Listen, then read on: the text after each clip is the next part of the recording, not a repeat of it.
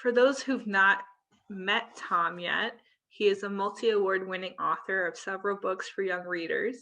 In 2019, Tom was a recipient of the National Literacy Trust Ruth Rendell Award in recognition of his significant contribution to literacy work in the UK. We are very excited to have him here with us this evening. Tonight, we'll be talking about his book, After the War, From Auschwitz to Ambleside, focusing on three boys, Yossi, Leo, and Mordechai, who arrived in the Lake District in the summer of 1945 after surviving the horrors of the concentration camps. This book is inspired by the true story of the Windermere boys, which Tom will be able to tell you more about, and about his research in putting this book together. Without further ado, I would like to invite Tom Palmer onto your screens. Thank you, Ruby, and hello, good evening, everyone. So my name's Tom, and I'm a children's author. And I think before we Ruby and I have a chat, we're going to. I was going to do a short, sort of 5-6 minute reading from one of the story, and I suppose just to say, like, I know we'll be talking a bit about this later, but every scene in this book is based on the testimony of one of the Windermere children. I've either met them and talked to them, listened to their recordings, read their books, watched their films, so everything is based on their testimony. So every scene is linked to those primary sources. But we'll talk more about that later. But Ruby's asked me to read a short extract, and the bit I'm going to read is bicycles were very significant to the children when they came to Windermere. A lot of them, if you listen to the interviews with them on the Lake District Holocaust Project website, which I can give you the link to later on, they often talk about bicycles and how they got access to bicycles when they arrived at Windermere. And so I thought I'd read that section. In fact, the illustration on the bottom of the book on every page sort of captures that, and as well you'll see what it represents, and I'm sure if you're aware of the story, you'll have heard this story before. So I'll read for 5 or 6 minutes, then we'll chat. Several days after the children arrived at Windermere, there were still not enough clothes for them all to wear. They had underpants, vests and socks, but some had nothing to put over them. Despite this, Yossi had settled into feeling safe. His fears that this new home would turn out to be a concentration camp were fading. Today, the children stood in doorways, sheltering from the fine rain that was drifting low between the mountains. A gentle but warm breeze blew across the estate. Yossi had spotted 2 bicycles propped against a wall opposite. When had he last ridden a bike? A long time ago. Yossi would never forget seeing the posters in the main square of the ghetto, where the Germans often put up signs telling Jews what they could and could not do. He remembered not being allowed to sit on benches in the park. He remembered, having to walk not on pavements, but in the gutter, having to wear a yellow star on his clothes. The new rule that day was all Jews are to hand over their bicycles to the authorities. Adults and children must comply. Yossi and his father had spent some time looking over their bicycles one last time before they gave them up. They brushed the brake pads, wiped down their frames, cleaned the chains. Then they walked their bicycles through the narrow streets of the square to the square in the centre of the ghetto. Neither Yossi nor his father said anything as they approached a group of soldiers who were collecting bicycles. Yossi could not speak. All he could do was walk to the soldier, hand his bicycle over and look at the floor, then move away. He did notice the Germans smiled at each other, looking pleased because Yossi and his dad's bicycle were in very good condition. Yossi had mixed feelings about this reaction from the German soldiers. He was angry, because he was handing over his bicycle, the thing that had given him the freedom to explore the streets and lanes of where he once lived. But he was proud too, because the Germans would now know that a Jew could have a good bicycle and keep it in such excellent condition. Walking away, his father waited until they were out of earshot of the soldiers.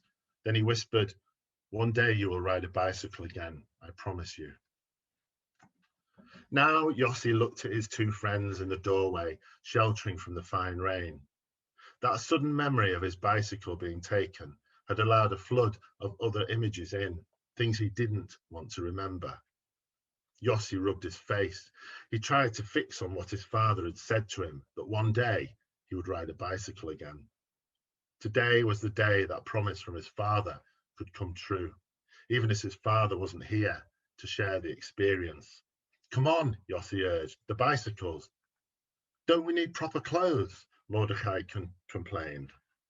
"Why?" Yossi asked. "We can't go out in underwear," Mordecai insisted. "It's raining."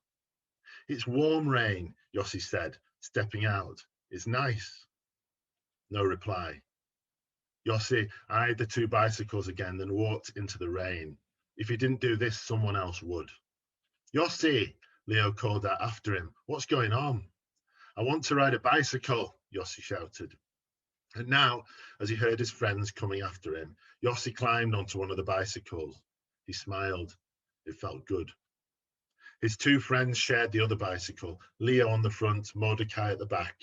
Then the three of them were wheeling wildly round the Kargarth estate, stones crunching under their tires as Yossi recovered his ability to balance, then pedal hard. The tire skidded as he accelerated, the wind in his ears, the rain on his face, Leo and Mordecai laughing and calling out behind him. And for a few seconds, Yossi closed his eyes as he sped along, just like he used to, a grin spreading across his face. So that's one of the scenes that's based on the testimony of the Windermere children, and I mean there's 25, 30 different scenes that are based on what I heard and read and saw, and that's one of them. But the bicycle one seems to me like one of the more significant ones for the stories that they tell. Thank Anyway, you, Tom. movie. Actually, listening to your excerpt and what you chose, I'm going to skip ahead in my questions and go for a more specific one, and then we'll broaden back out. So I noticed that in the book, you chose to hone in on certain aspects of kind of coping mechanisms learned in the camps and how they translated to life outside. And that really relates to the scene that you just read, and that he's relating something that happened during the war and during the Holocaust to his life in the Lake District, and how it doesn't automatically translate. So can you share how you decided which kind of ones to focus on, which kinds of scenes that kind of transferred over? Yeah, I mean, there was different things, like there was Yossi brought his own spoon with him from the concentration camps and thought he would need it to eat when he was in England, and there was the fear of uniforms, and then there was other things like events like having their first lesson with a teacher having not been educated officially for years, and so, but because I wanted to base it on what I'd read, so what I'd read in stuff like the Martin Gilbert book, The Boys, which is like a really substantial history about the Windermere children and the other children who went to live in other parts of the UK as well, like Southampton and Glasgow and others, and then books like Ben Helfgott's book and Eric Hirsch's book and all the other sources that I used. What I did was I made a sort of a plan of, I'll show you it. I made a plan of all this things that the boys, as they were, although the children spoke about from their lives before the Holocaust, then during the events of the Holocaust, and then their recollections of what happened in Windermere. And then I tallied them up. So I had this sort of 2-layer plan, and it's about 3 meters long, so I can't show you the whole thing, but basically the top layer is memories from before they arrived at Windermere, and then the bottom layer is things that happened to them at Windermere, like being taught, going on bicycles, seeing a man in uniform, and then what I tried to do was like put them all out on this long plan, and then match them together. So I suppose what I was doing was I wasn't really inventing. Well, I wasn't inventing scenes and events to describe. I was trying to match. So, like for instance, like when they arrived, like after a few days, the children had their first lesson. They had an English lesson, but they'd also spoken in the books and in the other things that I'd come across about how they'd had education taken away from them. That, you know, they arrive at school, they're not allowed to go to school because they are Jewish, or they had a secret school in the ghetto and that was discovered, and the violent events that followed that. And I matched the thing from the past with the thing from Windermere, and I found about 15 to 20 things that I could do. And that, once I'd done that, then I chose what order to put them in for the structure of the book.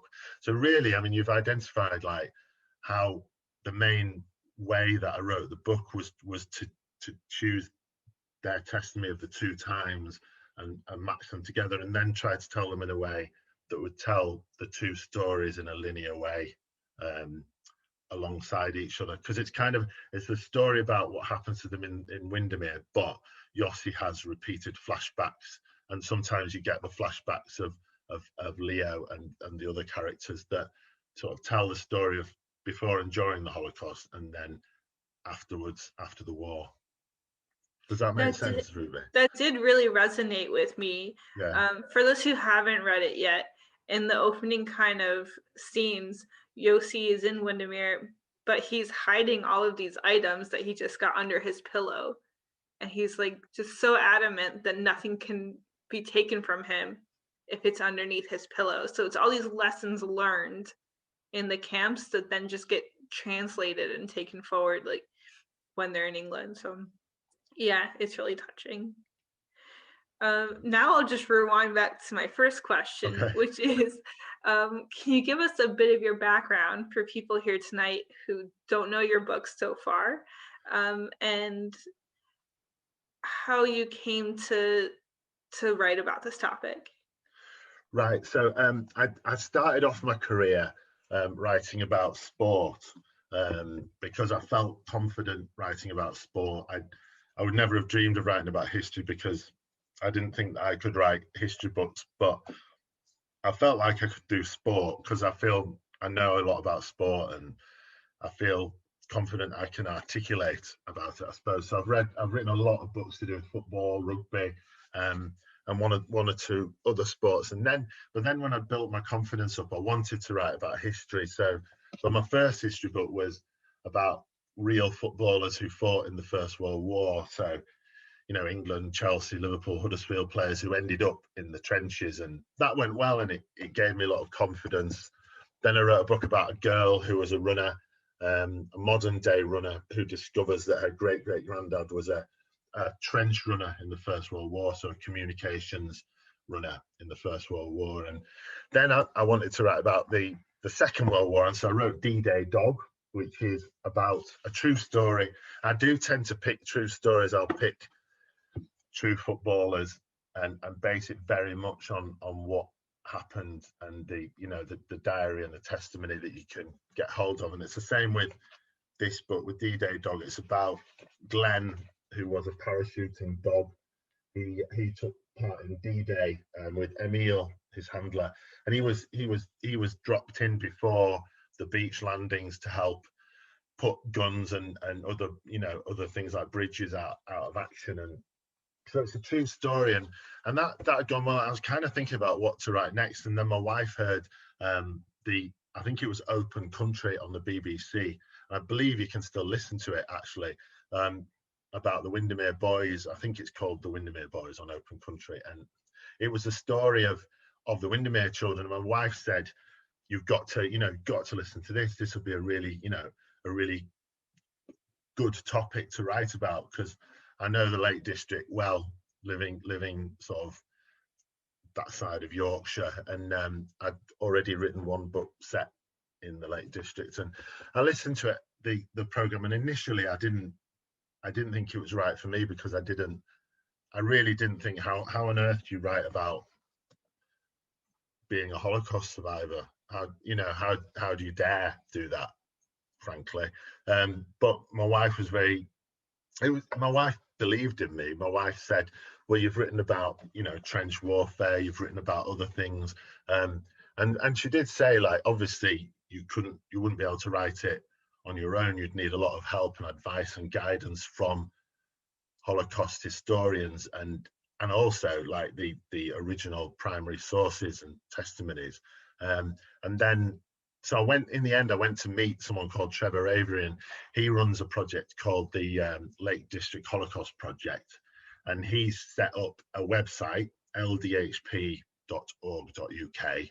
and he set up an exhibition in Windermere Library, on the first floor of Windermere Library, where you can find out the story of the Windermere boys. And he was a consultant on the film, if you saw the Windermere Children recently, and the documentary as well, he's featured on that.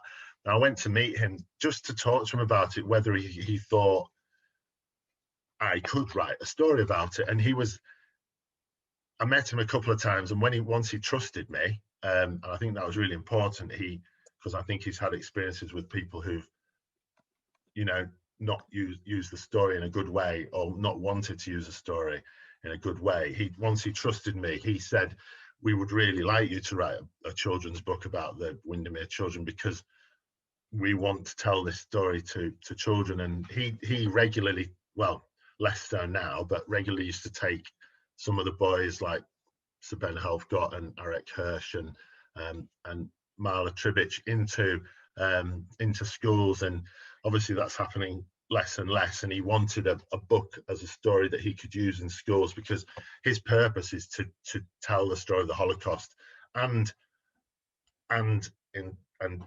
combat intolerance and fascism through going into schools. And he wanted a tool to be able to do that. So that, and then once I'd spoken to him, I was filled with a desire to write the story, and although it was very challenging, did so. What was it like speaking with the families of survivors? Did it help with understanding from like an outsider's perspective? Yeah, absolutely. I mean, initially, before I met any of the survivors, I read all those books I showed you. This one, the Martin Gilbert one, and watched on the Lake District Holocaust Project website. There's videos and oral testimony, and that was the main thing for me, was listening to probably about 30-40 hours of testimony of the boys themselves, talking. Some of them are still alive, but many who aren't, telling their stories about what happened when they came to Windermere, and what had happened to them during the Second World War. And so I'd used all that and made copious notes in my notebook about all the things that I'd listened to, and like very much aware, like Trevor, when I met him, Trevor Avery was very clear with me that if I was going to write this book with the Lake District Holocaust Project's blessing, that it should be based on primary sources. And although I had written books based on primary sources, I had manipulated the facts to create a more interesting, exciting story. And with this one, he was very clear that I should be absolutely spot on, and not manipulate and not twist and corrupt the story to make it a better story, because that might confuse people who are reading it and make them think it's true. And there are other children's books. There's some excellent ones, but there's one or two that corrupt the story of the Holocaust, and a lot of people think it's not useful for those sort of things to be told in that way. And so it sort of it went from there. And then I was very lucky. I got to meet and listen to Eric Hirsch talking, having read having read his book and watched his film, I actually got to talk to him and his wife. I met Marla Trivich, who's Ben Helfgott's sister, and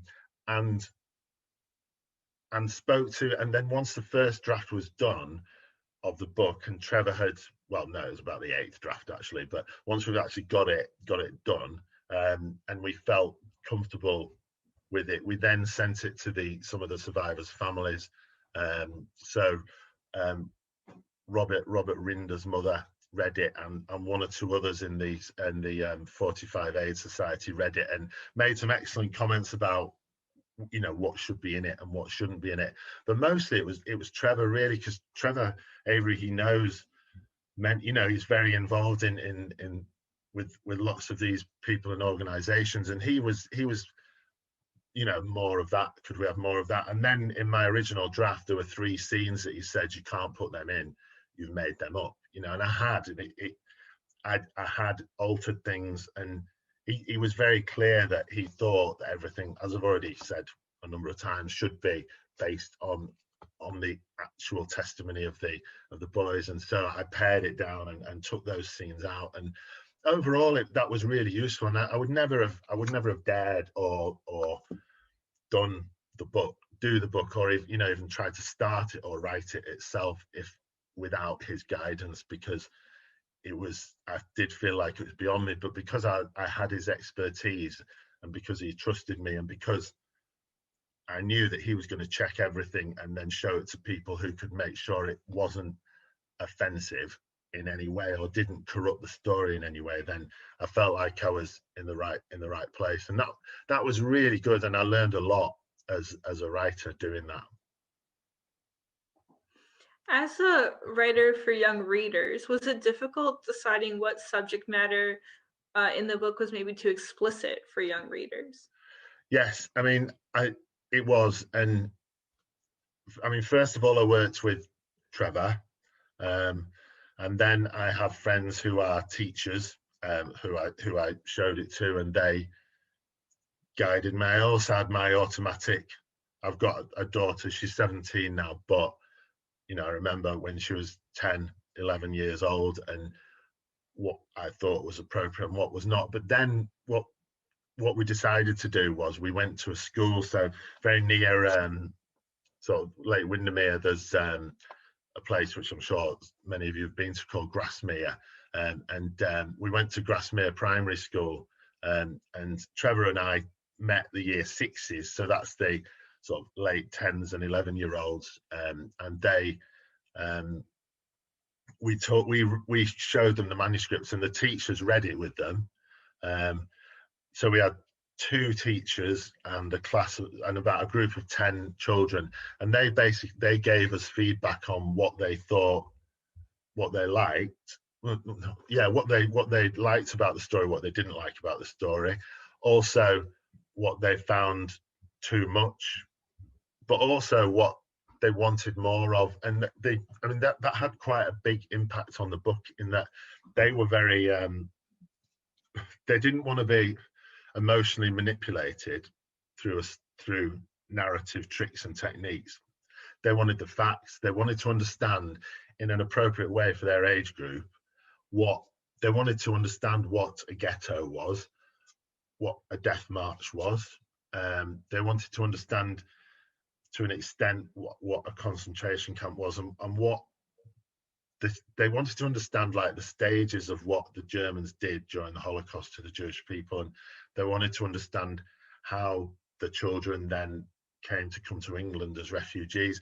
They wanted facts, and they wanted it very clear. And so we worked with them to make sure that we gave them the facts within a limited number of facts that they would understand but not be traumatized by it. And we worked with their teachers on that, and a guy associated with their church, just to try and get it right. And then, as well as that, the manuscript went out to various people via Trevor, and via my friends as well. And I suppose we were really careful, and my editor as well at the publisher, she's used to, you know, putting books. She does young adult books, which are often a lot more intense. She does younger children's, and then she does this what's known as middle grade fiction, and together we got the tone right, and if we had any doubts we sort of played it down, and didn't overdo it. But I mean, I mean, this has been used in a lot of schools in year 6, 7 and 8, and so far it seems to have gone down as an appropriate read. But I always say in schools, I've had schools say we're going to read it in year 5, and I caution them against it and say just read it and check to make sure that all the children are going to be able to deal with it because of the subject matter, as you well know. I find that process of writing really unique. The fact that you could have a draft and then test it out and then make changes and just really adapt the writing per what's like needed and appropriate. I'm curious, what was the scope of your research? How long did it take to really pull everything together for this book? And did it take you anywhere that you hadn't expected? Yeah, I mean, it took me to the Lake District where they ended up. But I went to when they were liberated, they were in or right next to Theresienstadt, a concentration camp, just north of Prague in the Czech Republic. I went there. I went to Auschwitz. I also went to Amsterdam, because I think the Jewish Quarter there and the range of museums there is superb, and that helped me. And but the big thing that for me, the other big change, I keep talking about reasons I changed the book, but I did change it a lot when I was writing it. I went to Auschwitz, and then the next day I had nearly a full day before getting the aeroplane home, and I was in Krakow, and I wanted to go to the Jewish Quarter, and I had time, so I went there, I was going to go there, but I didn't think it was going to be as important a part of the research as it was. But when I went there, looking around the Jewish Quarter at the old synagogue, the cemetery, and all the other buildings, and just and what's there now, also being aware of what's not there now in the absence of the the Jewish population that was taken from Krakow, it made me really understand what had gone before, and it made me realize that in the book I'd not portrayed as much as I should have what it was like for Jewish families in Poland in particular, before the Nazi invasion in September 1939. And so that made me go back and try to find out and look back at the memories of the likes of Eric Hirsch and Ben Helfgott about their childhood, and their bicycles, their pets, their holidays, their homes, their families, and what their lives were like, and to make it very clear to children reading about it today that they are not just children in striped uniforms in concentration camps, that they had family lives and hobbies and pleasures, and just like children do today, which I think is obvious, but something that I'd not done enough of. And that became really important to me in the book as well, that I was showing before the Holocaust, during the Holocaust, and after the Holocaust, so that you could see because when children now see refugees on rubber dinghies coming across the Mediterranean, they don't see their back gardens and the dogs they used to have and their bicycles and where they used to go on holiday before the war in Syria, for instance. And I think it's really important to do that in a book. And that was the big surprise for me, was going to Krakow. And the other big surprise, which I wanted to mention, was this. I do a scrapbook when I'm writing a book, so I keep pictures of some of the children, so I can base my characters on photographs, but also settings as well.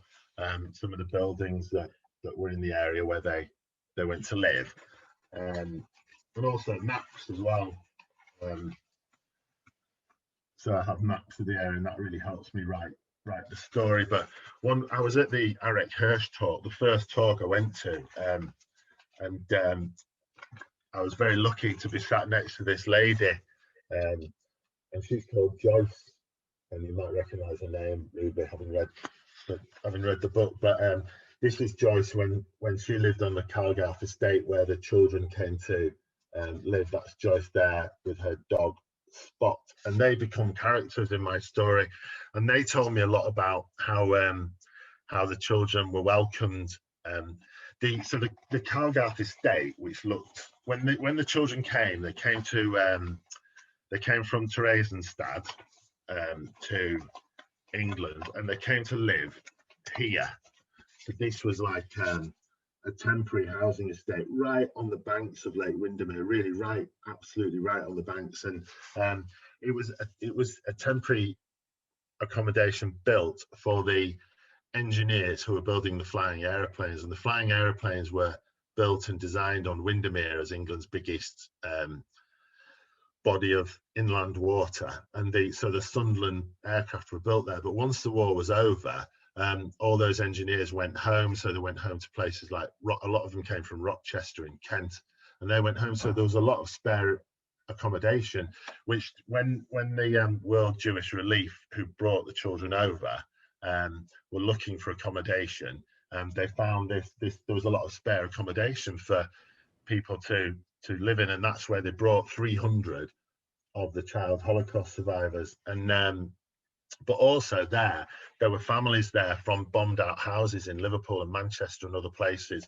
and that's what happened to Joyce and her family. They were bombed out of Liverpool, and so they were there when the children came from Theresienstadt. The Jewish children came from Theresienstadt, and so she's been able to tell me lots of stories. And one of the things I thought was really important was that they've told me about lots of, like, the boys themselves have told me about lots of really positive stories about how they were welcomed by the local community, and Joyce has told me lots of positive stories.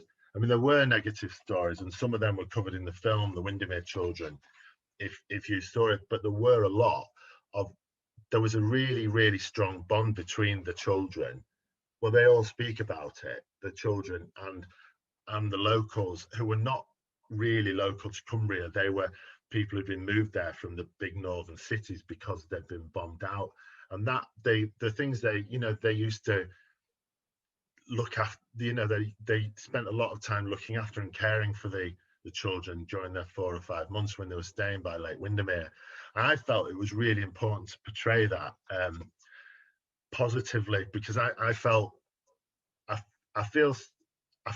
well, refugees are, when they come to this country, often treated badly, and difficult, unpleasant things happen, but positive things do happen. We know across this country there's a lot of volunteers who do a lot of positive work for refugees, and I wanted to portray that in this book, because I think if you're showing children the story of how refugees are treated, even if it's 75 years ago, it's better rather than say, this is how horrible people can be to refugees, don't be like this.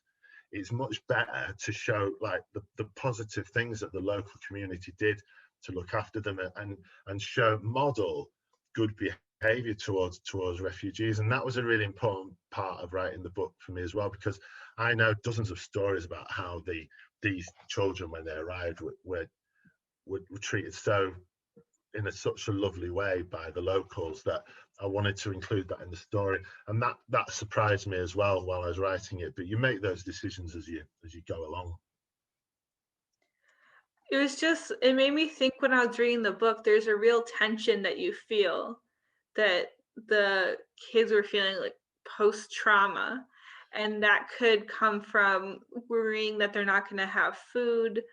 But Yeah. one thing that really did surprise me, and I wondered how important it was to you in the storytelling, was that a lot of the kids also didn't look at the German kids in the same way that they looked at each other. That there's like a cultural kind of rift. There was. I mean, it's not recorded much in the testimony that they give, but Trevor, having talked to some of the children, particularly the Polish children and the children from the Czechoslovakia as it was then, Jewish children in both cases. They talk about when they actually arrived as one big group, they struggled with the German children because the Germans sounded German, and Germans, had caused them a lot of difficulties, and some of them didn't. From what I've read, and this is based on what I've talked to Trevor about, and some of the things I've read and heard, they struggled because they were German and they were used to Germans being vile to them, and that took some overcoming. But there is a scene in the book where the children gather together and burn an effigy of Hitler, and this is a true story that this happened. They made an effigy of Hitler, and that event happened to kind of bring the children from different countries together and to help overcome that. And that was some sort of a ritual thing that they did to overcome that that hostility. But in the story that comes out in a game of football. I was going to ask, so the story is about Yossi, Leo, and Mordecai. Yes. And I was wondering how you decided there are three very different types of kids, three very distinct characters. That's good. Fully fleshed out. I was just wondering how you decided to have Yossi be the main narrator. I suppose when I started writing it, I was considering using real characters, so making one of them Ben Helfgott, making one of them Arik Hirsch, and but then Trevor sort of guided me away from that and said that could, in a number of ways, which I won't go into, but could create difficulties, and it would be better if we created composite characters, as long as we stuck to the memories being the true memories. Then it was okay to create composite characters. So with Yossi, like early on, he's quite loosely based on Arik Hirsch, and who's kind of the one in my head who is Yossi, and Leo is Ben Helfgott, but they've been changed. So Yossi in the story, although he's loosely based on Arik Hirsch, he has one of Ike Alterman's memories, and also one actually has one of Ben Helfgott's memories as well. So they're composite characters, and I suppose I did want to make them all different. So Yossi's, I'm not sure. It's hard to. So Leo is very. He's quite. I suppose he's quite macho, and he's sort of always looking for an opportunity, and he gets hold of stuff and tries to trade it for stuff but then Mordecai is devout and wants to, when people come from the Jewish communities in the big cities to visit the children with the idea of taking them back to be among their communities, Mordecai is very taken by this because he feels much more religious than Yossi or Leo do. And so I wanted to choose three different types of child from the children that I'd read about. I particularly chose three boys because talking to Trevor and based on the accessibility of the memories of the girls, but also some of what I'd have to deal with if I was talking about the girls, I decided to focus on three boys because it's for 10-year-olds, and we chose not to have a girl character among them just because it created more difficult, complex, I don't know, just issues that I don't know how to put it, but that we thought it best not to put in a children's book, although it is a book about what it is about, I suppose. I'll keep asking questions, but I also just want to remind anyone, if they have a question, just to pop in the chat and say hi, and I'll unmute you. But I have endless questions, so while that happens, I guess I was wondering, what was the kind of main takeaway? Did you have any takeaways in mind when writing the book that you want people, like readers, to walk away with? Yes, I thought about this, so I've written some things down because of having seen that question in advance. I suppose, yeah. So I wanted children to, for the age of 10 and upwards, for which it is written, to understand what the Holocaust is as much as you can for that for that age group, and to think about it, and to understand it. And they're going to be learning about it in year 7, 8 anyway, and certainly in English schools. I'm not sure about Scottish schools, but but also to think about the refugee experience now as well, and also sort of to be moved by the events of the story, the true things they're reading about, to have empathy for people in those situations in the past, and so they can understand the Holocaust more, but also in the present when confronted with issues in the modern world like wars going on and refugees now. And then that thing I've already mentioned, really, that I wanted to show positive treatment of refugees by people who are the locals. I wanted to show that, and that was, I mean, I didn't need to make anything up. There's scenes in here that are how the locals treated the children when they arrived. So it's kind of a combination of what was the Holocaust and to understand it, but also how one should treat refugees who come from very difficult situations now. And that was it. And I suppose, like, also to tell a story that would engage them, so that they would like the characters, care about the characters, be concerned about what happened to them, and want to keep reading till the end. So, you know, like, so they care enough about the characters and what's going to happen to them to keep reading. Because that's, as a writer, that's your one trick. You've got to make your reader want to read the next sentence, the next page, the next chapter, so they get to the end. Otherwise, you've not done your job, and they wouldn't get to the end and then understand the full breadth of what the story is about, or the experience of the guys that I was trying to put through to them through the book. Would you ever be interested in writing a book about modern day refugees? Yes, absolutely. I've done it a bit in in some younger books I've done. I wrote one book about basically it was about a boy who is haunted by characters from the Iron Age who have been driven to Cornwall by the Roman invasion of Britain, 2000-ish years ago. But there's a parallel story. When he gets to that village, he meets 2 children from Syria, and so it's kind of a parallel to show that all, throughout human history, war and ill treatment has forced people to escape or to try to escape. And so I have done it. And the book I'm writing now, I'm just starting to research now, is it's a true story set in a village where thousands of refugees arrive from a town which has been cleared by an oppressive regime, and it's how they deal with having thousands of people who are just like them and need looking after, but they don't have any resources to give them because they're already starving. So I do sort of, I suppose I've not done it directly though, although many authors have. I mean, there's some really, really excellent books by children's authors that deal with it